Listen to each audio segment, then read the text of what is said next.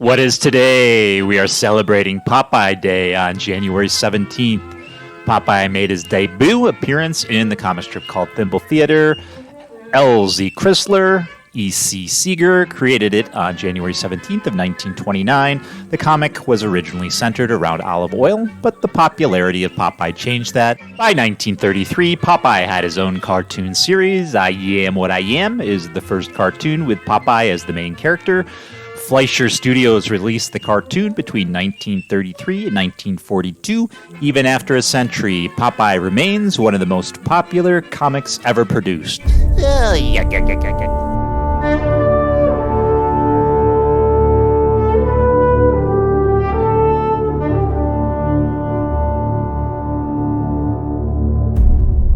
E.C. Segar's Thimble Theatre debuted in the New York Journal on December 19th of 1919. The paper's owner, William Randolph Hearst, also owned King Features Syndicate, which syndicated the strip. Thimble Theatre was intended as a replacement for midget movies by Ed Whelan, who had recently resigned from King Features. While initially failing to attract a large audience, the strip nonetheless increasingly accumulated a modest following as the 1920s continued. At the end of its first decade, the strip resiliently appeared in over a dozen newspapers and had acquired a corresponding Sunday strip, which had debuted on January 25th of 1925 within the Hearst-owned New York American paper. Thimble Theatre's first main characters were the lanky, long-nosed slacker Harold Ham Gravy, rapidly shortened to simply Ham Gravy, and his headstrong, neurotic girlfriend Olive Oyl. In its earliest weeks, the strip featured the duo alongside a rotating cast of primary one-shot characters, acting out various stories and scenarios in a sporadic, theatrical style. As its first year progressed, however, numerous elements of this premise would be relinquished, including the recurring character Willie Wormwood, introduced as a parody of melodrama villainy, soon rendering the strip a series of episodic comic anecdotes depicting the daily life and dysfunctional romantic exploits of Ham Gravy and Olive Oyl. It could be classified as a gag-a-day comic in those days. In mid-1922, Segar began to increasingly engage in lengthier, often months-long storylines. By the end of the following year, the strip had effectively transitioned fully into a comedy adventure style, focalizing Ham, Olive, and Olive's ambitious but myopic diminutive brother Castor Oyl, initially a minor character, yet arguably the protagonist of the strip by 1924. Castor and Olive's parents, Cole and Nana Oyl, also made frequent appearances. By the late 1920s, the strip had likewise acquired a number of notable characters beyond the sphere of Ham Gravy and the Oyl family, including Castor Oyl's wife, Celinda, to whom he was married from 1926 to 1928, her wealthy, misanthropic father, Mr. Lotz, and Castor's fighting Cockerel Blizzard. Cockerel? Whatever that is. All of whom had vanished or more explicitly exited the strip by the close of 1928. Popeye first appeared in the strip on January 17th of 1929 as a minor character. He was initially hired by Castor Oyl and Ham Gravy to crew a ship for a voyage to Dice Island, the location of a casino owned by crooked gambler Fadewell. Castor intended to break the bank at the casino using the unbeatable good luck conferred by stroking the hairs on the head of Bernice, the Wiffle Hen. Weeks later on the trip back, Popeye was shot many times by Jack Snork, a stooge of Fadewell's, but survived by rubbing Bernice's head. After the adventure, Popeye left the strip, but owing to reader reaction, he was brought back after an absence of only 5 weeks. Popeye became so popular that he was given a larger role by the following year, and the strip was taken up by many more newspapers as a result. Initial strips presented Olive as being less than impressed with Popeye, but she eventually left Ham to become Popeye's girlfriend, precipitating Ham's exit as a regular in mid-1930.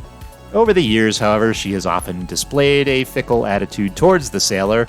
Initially, Castor Oyl continued to come up with get-rich-quick schemes and enlisted Popeye in his misadventures. By 1932, however, he settled down as a detective and later on bought a ranch out west. Castor's appearances became sparser over time.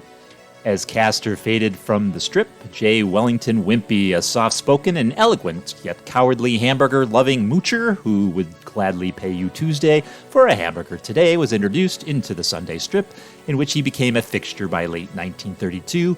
After first appearing in the Daily Strip in March 1933, Wimpy became a full-time major character alongside Popeye and Olive. In July 1933, Popeye received a foundling baby in the mail whom he adopted and named Sweet Pea. Other regular characters introduced into the strip following its retool in 1930 were George W. Giesel, an easily angered cobbler who spoke in a heavy accent and attempts to murder or wish death upon Wimpy; Roughhouse, the temperamental owner of a budget diner, who serves as a long-suffering foil to Wimpy; Eugene the Jeep, a yellow, vaguely dog-like animal from Africa with magical powers; the Sea Hag, a terrible pirate; and the last witch on Earth, Alice the Goon, a monstrous creature who entered the strip as the Sea Hag's henchwoman and continued as Sweet Pea's babysitter; the hapless, perpetually anxious King Blowzo, Popeye's offensive father, Poop Deck Peppy, and Tor, an ageless, dim-witted caveman.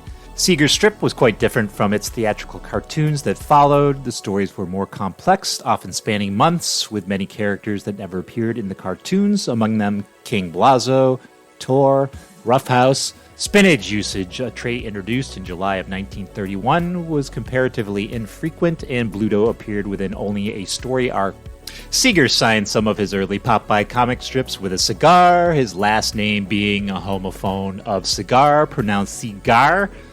Alright, did he sign it with a cigar, or did he sign it with a cigar in his hand? I'm not sure exactly what that means. Anyways, comic historian Brian Walker stated, Segar offered up a masterful blend of comedy, fantasy, satire, and suspense in Thimble Theatre starring Popeye.